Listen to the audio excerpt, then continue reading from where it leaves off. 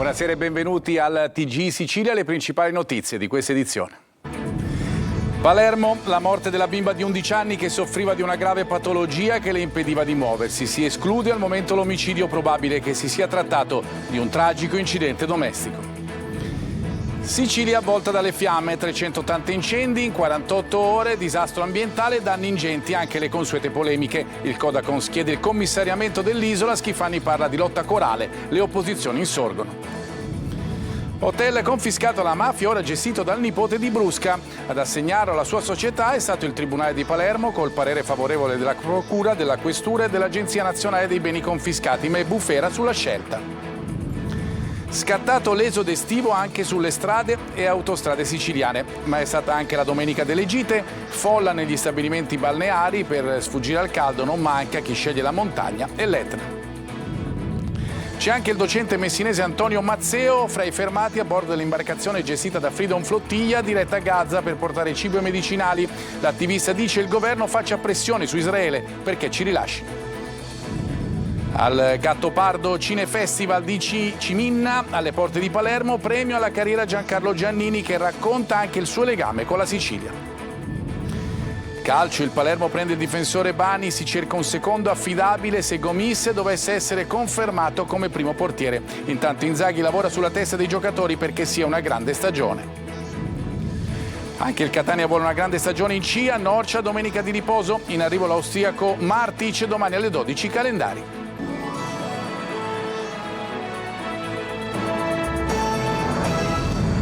Di nuovo bentrovati. In apertura la morte della piccola Maria a Palermo. Esclusa al momento la pista dell'omicidio, potrebbe essersi trattato di un tragico incidente domestico. La bambina di 11 anni avrebbe bevuto benzina. Intanto ha attivato il servizio di assistenza del comune. Marco Gulla. Al momento è esclusa la pista dell'omicidio. La piccola Maria, di 11 anni, sarebbe morta a causa di una terribile tragedia domestica. Tutto succede nella serata di ieri in una casa di via Tirassegno a Palermo. Maria soffriva di una grave patologia che le impediva di muoversi. All'improvviso si sente male. In casa c'è la madre e i fratellini. Viene immediatamente portata all'ospedale Bucchieri La Perla, ma la piccola non ce la fa. Arriva al nosocomio in condizioni disperate, con i vestiti intrisi di benzina e segni di violenza sul collo. Inizialmente non si esclude nulla, poi però viene sentita la madre e successivamente il compagno. E allora i contorni della tragedia si fanno sempre più chiari. Una delle piste che sarebbero seguite al momento dagli investigatori è infatti quella che la piccola avrebbe trovato in casa una bottiglia contenente benzina. Avrebbe bevuto e da qui la presenza di tracce sui vestiti. Subito dopo la madre sarebbe accorsa per cercare di bloccarla e salvarla, ed ecco quindi i segni sul collo. Potrebbe essere stato anche uno dei fratellini ad aver fatto bere la sostanza tossica a Maria. La undicenne viveva assieme alla madre, al compagno e appunto ai 4 fratellini. Ed è sul fatale errore di uno di questi ultimi che ci si concentra. Se così fosse, bisognerà valutare eventuali colpe per il mancato controllo sui minorenni. È stata disposta l'autopsia che verrà eseguita al Policlinico. L'esame accerterà le reali cause della morte della piccola. L'appartamento dove viveva Maria è sotto sequestro. Gli agenti di polizia hanno trovato e sequestrato anche una bottiglietta di benzina. La procura dei minori, in attesa che si completino gli accertamenti, ha trasferito gli altri figli della donna in una casa famiglia. Sono stati presi in carico dai servizi sociali del comune che si sono attivati nel cuore della notte. Adesso una piaga della nostra regione, in Sicilia 380 incendi in 48 ore, hanno devastato oltre 2500 ettari, distrutto 5 riserve naturali e costretto 70 famiglie a fuggire. Il Codacons chiede il commissariamento dell'isola, la regione è impreparata, dicono. Indagini in corso sulle cause, ma l'origine, come si sa, è quasi sempre dolosa. Eva Spampinato. Una Sicilia devastata, piegata dal fuoco, dalla rabbia e dalla consapevolezza di non riuscire a fermare la mano dell'uomo che distrugge. In appena 48 ore, oltre 380 incendi hanno ridisegnato la mappa dell'isola. 2500 ettari di boschi e campi agricoli andati in fumo, 5 riserve naturali distrutte, 70 famiglie evacuate. L'ultimo rogo in ordine di tempo sta interessando il bosco di Burgio, nell'Agrigentino, proprio vicino al territorio di Caltabellotta e Cianciana, dove dove fino a poche ore fa sono state domate altre fiamme. E mentre Canadair e volontari combattono in condizioni estreme, come a Sciacca, dove un aereo, lo vedete, ha dovuto rifornirsi direttamente nel porto a causa del mare agitato, monta la rabbia. La sughereta di Niscemi, Montecofano, la riserva dello Zingaro, nomi che evocano bellezza, oggi devastati da fiamme che non risparmiano nulla. Colpite le province di Trapani, Palermo, Enna e non solo, un'emergenza senza tregua. Il Codacons chiede il commissariamento dell'isola, la regione è impreparata, denuncia, e ogni estate assistiamo allo stesso disastro. Diverse procure intanto aprono inchieste, perché dietro le fiamme, spesso, forse nella maggior parte dei casi, c'è una mano, dolosa o colposa. E dopo i roghi arrivano inevitabili le polemiche. Scudi levati contro il governo regionale, reo, secondo i partiti di opposizione, di mancare una adeguata prevenzione. Schifani replica: la nostra è una lotta corale. C'è solo un punto su cui tutti concordano, e lo sentiamo nel servizio di Orazio Longo.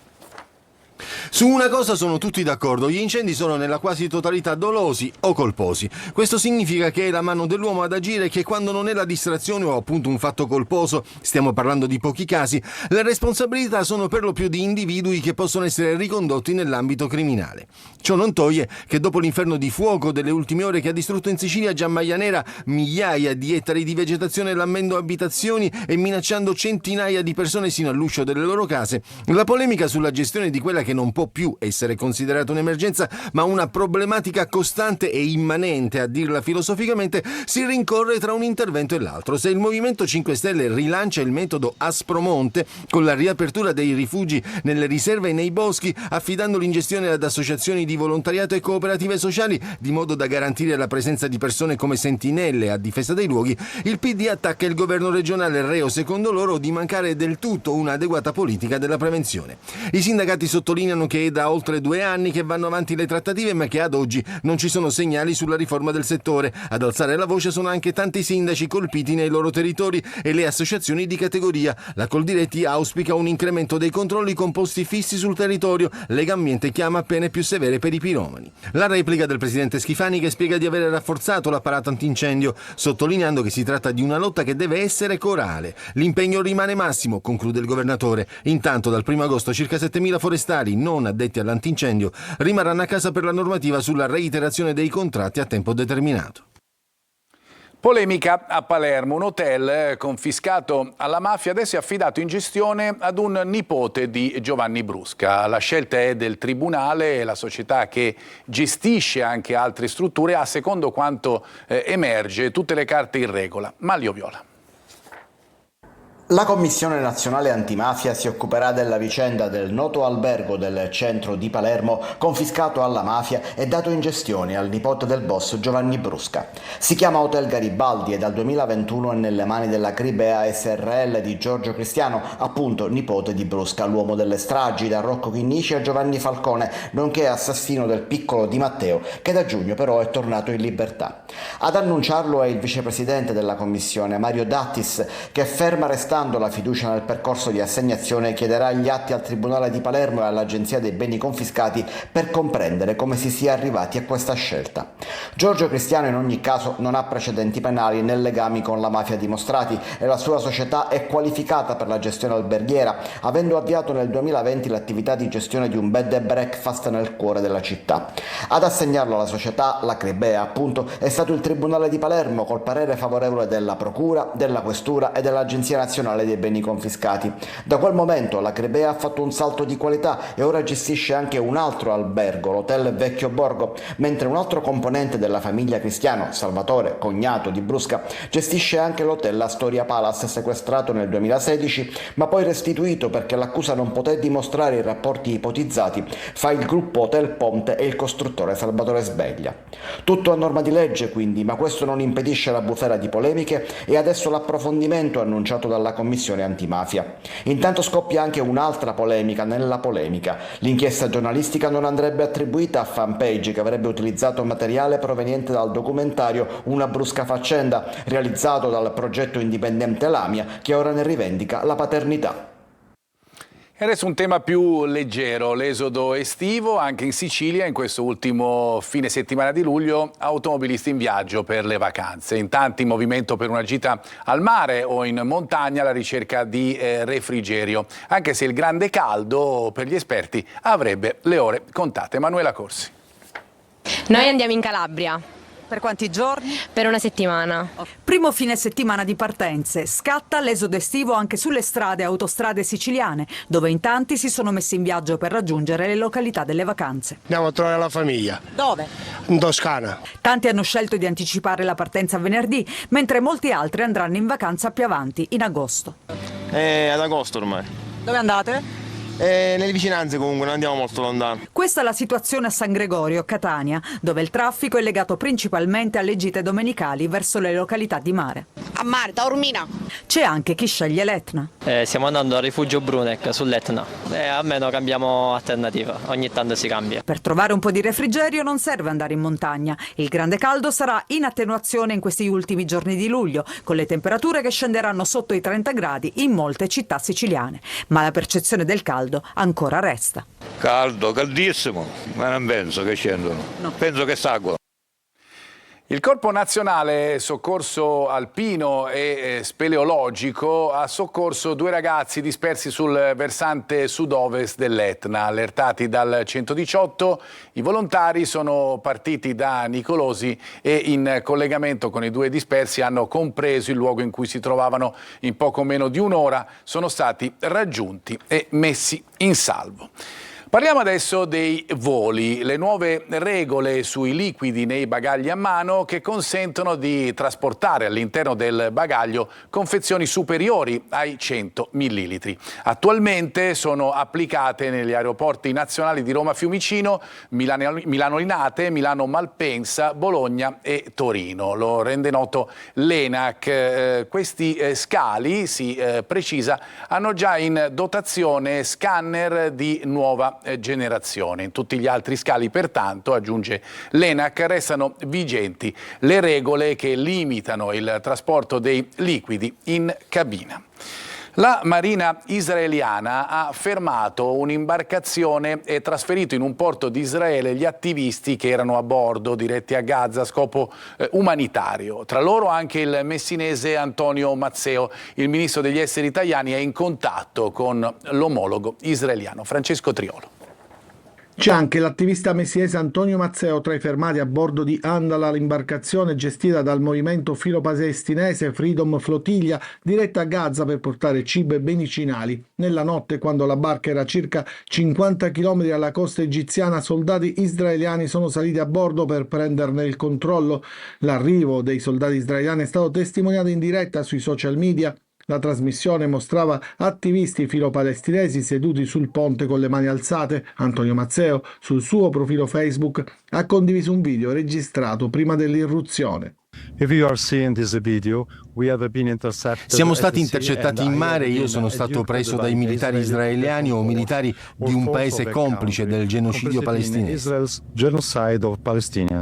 Io faccio appello ai miei compagni, amici, parenti, a tutti di fare pressione sul governo italiano affinché venga chiesto il rilascio mio e di tutti sull'Andala il prima possibile.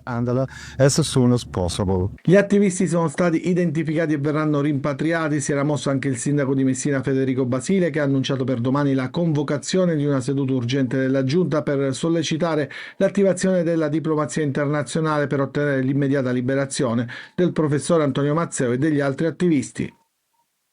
Israele intanto ha disposto 2 opzioni per gli attivisti: o firmare una dichiarazione per andare in aeroporto e lasciare subito il paese, oppure rimpatrio forzato entro i prossimi 3 giorni. Parliamo degli alberi a Catania. Serve più verde, ma in certi casi invece le fronde sono invadenti per mancanza di cura.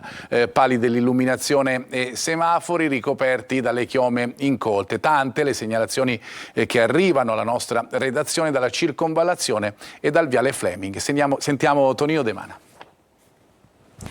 Fanno ombra ed anche troppo, tanto da coprire pali dell'illuminazione e semafori, rendendo pericoloso il passaggio di automobilisti, scooteristi e pedoni. Un esempio lampante arriva dalla circonvallazione di Catania, snodo cruciale della viabilità e spesso teatro di incidenti mortali. Prevenzione questa sconosciuta in un lungo tratto che va da Ognina alle porte di Mister Bianco, con diversi punti critici che necessitano un'attenzione da parte degli organi competenti. Sono tante le segnalazioni al nostro numero di WhatsApp 342 74 55 005 e molte sono concentrate proprio sui pericoli che derivano dalle chiome incolte degli alberi. I problemi maggiori riguardano i corpi illuminanti posti al centro della carreggiata, in questo caso manca la plafoniera all'altezza della salita di via Santa Sofia, invisibili anche i pali, qui siamo all'altezza del viale Uso di Mare, ed alcuni impianti semaforici in prossimità dell'imbocco di via Galermo per esempio. E non va meglio sul viale Fleming, dove da diverso tempo molti alberi non vengono potati e i rami avvolgono tutto. Pericoli dall'alto e dal basso, visto che alcuni cespugli invadono persino il marciapiede. L'ASP di Messina ha inaugurato la prima casa comunità hub d'Italia a Patti. Si tratta di uno dei punti cardine della nuova rete sanitaria. Francesco Triolo. La prima casa di comunità hub d'Italia realizzata con i fondi del PNRR è a Patti. A realizzarla è stata l'ASP di Messina, seguendo l'evoluzione del modello organizzativo dell'assistenza di prossimità che ottimizza l'offerta sociosanitaria locale. La struttura funge da punto unico di accesso per attività di prevenzione, cura e riabilitazione e si rivolge in particolare alle persone fragili affette da patologie croniche o in condizioni di disagio sociale. Abbiamo voluto aprire una struttura e riempirla di professionisti che potranno garantire e offrire assistenza sanitaria all'utenza che già vediamo numerosa qui presente e che credo che in questi giorni si implementerà. Concepite per integrare prestazioni mediche e servizi di supporto, le case di comunità intendono facilitare la continuità assistenziale sul territorio. Saranno operative H24 e rappresentano uno dei punti centrali della nuova riorganizzazione del sistema sanitario. È un presidio di continuità assistenziale, quindi che stabilirà la possibilità di prendersi in carico il paziente e poi solo ove questo debba manifestare delle condizioni di particolare necessità, naturalmente assegnarlo ad un pronto soccorso, magari ad un pronto soccorso di un ospedale che si trova nello stesso territorio.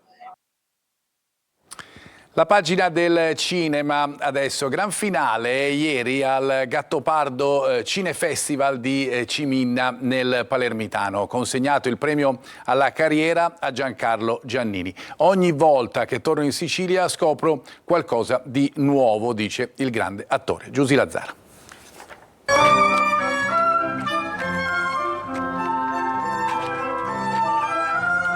Si rivive la magia del Gran Ballo del Gattopardo nel festival dedicato al capolavoro cinematografico di Visconti ispirato al romanzo di Tomasi di Lampedusa. Gran finale ieri sera a Ciminna, alle porte di Palermo, dove furono girate molte delle scene del Gattopardo. 6 giorni intensi per il Cinefestival che ha assegnato il premio alla carriera all'attore Giancarlo Giannini. Una volta che torno c'è sempre qualcosa di nuovo, perché la Sicilia è come un fiore che sboccia, poi torna, poi sboccia di nuovo, eccetera. C'è sempre dei bellissimi colori. Si emoziona ancora l'attore che ricorda il suo personaggio Mimì metallurgico ambientato proprio in Sicilia. Ma perché? Caglia! Trascinaste in fango! Sono molto legato a Mimì metallurgico anche perché la trasformazione del personaggio anche fisicamente è stata notevole. Pensare, la Vertemure mi ha fatto la permanente elettrica che già non faceva più. Sai cosa vuol dire la permanente elettrica? Che mi ha fatto tutti i ricci, le cose. Tra antico e nuovo con la proiezione del video mapping di Elisa Anieli, che ha trasformato la facciata della chiesa madre in uno spazio visivo, simbolo della fusione tra passato e contemporaneità, che anima da sempre lo spirito del festival guidato da Sergio Darrini. Adesso una pausa per noi, ritorniamo fra poco con la pagina sportiva. A fra poco.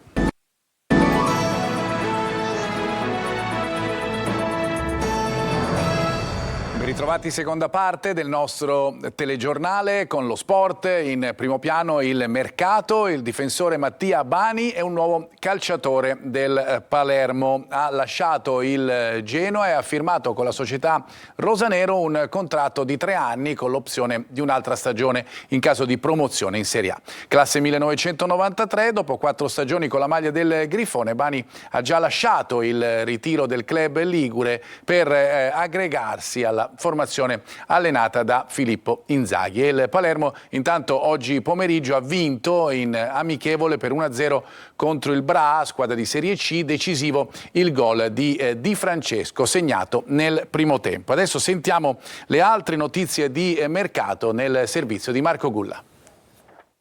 Ultime battute di ritiro, poi sarà tempo di primo bilancio in attesa di ripartire da Torretta in vista degli impegni ufficiali di agosto e dell'amichevole contro il Manchester City. La roadmap del Palermo. Il Palermo cresce parallelamente ai dettami tattici di Inzaghi. Il tecnico sta anche lavorando sull'aspetto mentale e in conferenza stampa qualche giorno fa è stato abbastanza chiaro: chi non corre è fuori.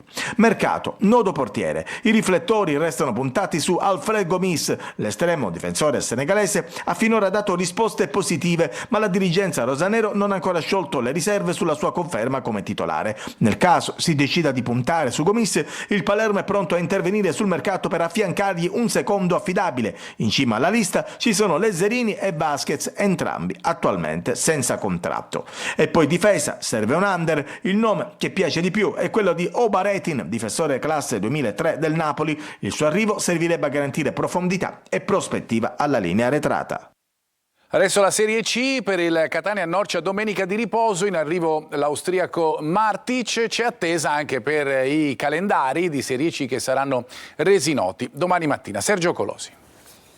L'attesa per il sorteggio dei calendari di Serie C, ma a tenere banco sono calciomercato e ritiri. Seconda domenica di riposo per il Catania Norcia, prima dell'inizio della terza e ultima settimana di allenamenti. Imminente l'arrivo in ritiro del difensore austriaco, ma all'occorrenza anche centrocampista, Manuel Martic, 30 anni, che firmerà un contratto annuale con opzione di rinnovo per il secondo. Il club rossazzurro segue la trattativa con la Ternana per i centrocampisti Andrea Vallocchia, 235 partite e 11 gol in carriera, e Salvatore Aloi, 289 presenze e 19 reti, il primo sotto contratto, il secondo in scadenza. Catania alla finestra, ma non si escludono, come per l'attacco, nomi a sorpresa seguiti sotto traccia. Il Trapani ha richiesto di disputare la prima giornata di campionato in trasferta per i lavori allo stadio provinciale. La squadra proseguirà gli allenamenti a Troina sino al 31 luglio e dopo una breve sosta si ritroverà il 4 agosto a Valderice.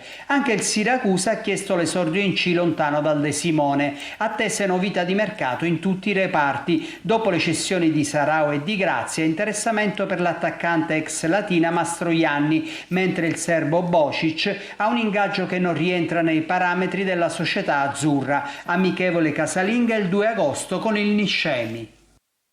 Adesso un'altra piccola pausa per noi, ci ritroviamo fra pochissimo.